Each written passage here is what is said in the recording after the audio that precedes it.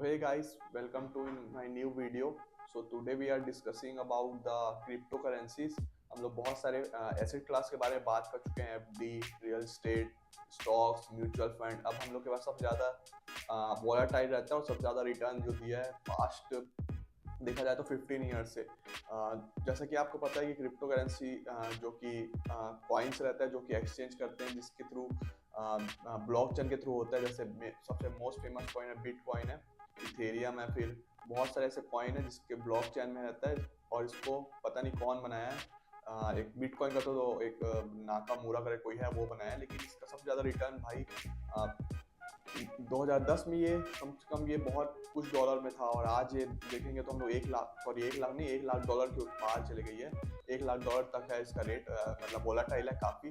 तो ये जब 15 साल पहले कुछ 1-2 डॉलर में मिल रहा है, वो 1 लाख डॉलर पहुंच गया। इतना हाई रिटर्न कैसे दे सकता है ये एसिड्स? तो इसको हम लोग इसके बारे में डिस्कस करते हैं कि आपको क्या क्या इन्वेस्ट करना चाहिए कि नहीं बिटकॉइन में इन्वेस्ट करने का फ्यूचर क्या है, ब्लॉकचेन का फ्यूचर क्या है, ये सब क्या देखते हैं कि हम लोग इंडियन गवर्नमेंट का इसका रूप क्या है इसके थ्रू, इसके लिए कि बिटकॉइन क्या हो सकता है। हालांकि बिटकॉइन को काफ़ी देश एक्सेप्ट कर रहे हैं एज अ पेमेंट, और फ्यूचर में भी इसका बहुत ज़्यादा डिमांड हो सकता है। तो बिटकॉइन में इन्वेस्ट करना आपको अच्छा रिटर्न भी दे सकता है।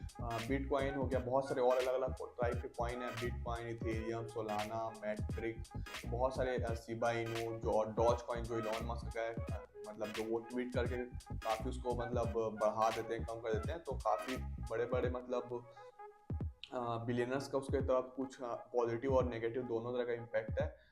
ऐसा लगता है कि फ्यूचर में बिटकॉइन के थ्रू ही पूरा मतलब ट्रांजैक्शन होंगे। हालांकि इसमें कोई भी सरकार का रेगुलेशन नहीं रहता, कोई भी सरकार का रेगुलेशन नहीं रहता उसका। जैसे कि इंडिया में है आरबीआई का, तो आरबीआई का रेगुलेशन नहीं रहता कि आप किसको थ्रू भेज सकते हैं। तो इससे इलीगल चीज, टेरर फंडिंग, बहुत सारे तरह के देश देश विरोधी गतिविधियों का इसका मनी वो यूज करते हैं टेरर फंडिंग वगैरह के लिए। तो ये उसका इंडिया में इसका बहुत सारी रेगुलेशन, बहुत टाइट है, टैक्स है इसके ऊपर।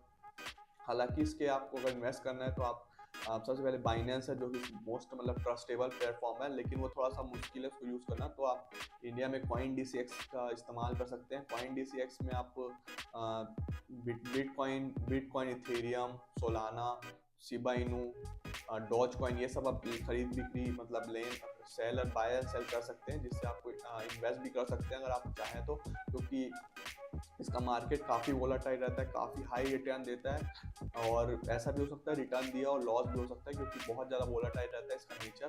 तो काफ़ी मतलब अगर आपको इन्वेस्ट पर रिस्क लेना है, आप अपने मतलब 5-10%, 10 से 12%, मतलब 10% ऑन एवरेज, 7 से 10% अपना पोर्टफोलियो नेटवर्थ का इनकम लगा सकते हैं, या तो पोर्टफोलियो में अपना 5-10% डाल सकते हैं। अगर आपका इनकम अगर नेटवर्थ आपका 1 लाख है, तो आप 10,000, कम से कम 8-10,000 के करीब थोड़ा सा बिटकॉइन और इथेरियम में इन्वेस्ट कर सकते हैं। मैं दोनों कॉइन में आपको रिकमेंड करना चाहूँगा कि लॉन्ग टर्म के लिए आप अगर बिटकॉइन और इथेरियम में इन्वेस्ट करेंगे तो काफ़ी अच्छा आपको रिटर्न मिल सकता है। कॉइन DCX करोगे तो और आसानी, क्योंकि उसका इंटरफेस काफ़ी आसान है। बाइनेंस तो काफ़ी अच्छा है, ट्रस्टेबल है, लेकिन उसका इंटरफेस काफ़ी मुश्किल है, थोड़ा मुश्किल है।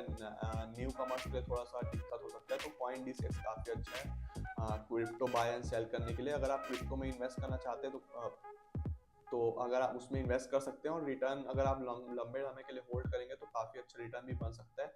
और इसमें तो भाई ज़्यादा अपना पैसा रिस्क नहीं लेना चाहिए क्रिप्टो में, क्योंकि काफ़ी वोलेटाइल है। सरकार इसको मान्यता दे भी रही है, नहीं भी दे रही है। कुछ कुछ देश के गवर्नमेंट इसको एक्सचेंज के लिए यूज़ भी हो रही है बाहर कंट्री, फॉरेन में। तो इसका देखते हैं वेब 3 में इसका क्या क्या, और ब्लॉकचेन में क्या क्या इसका एडवांसमेंट आ सकता है। हालांकि अभी बिटकॉइन का रेट गिरा हुआ है, अभी इन्वेस्टमेंट का अच्छा टाइम है, थोड़ा बहुत अपना अमाउंट थोड़ा बहुत इन्वेस्ट कर सकते हैं। बाकी हम लोग इसके बारे में और अच्छे से डिस्कस और आगे के वीडियोस में करेंगे। Thank you, have a nice day.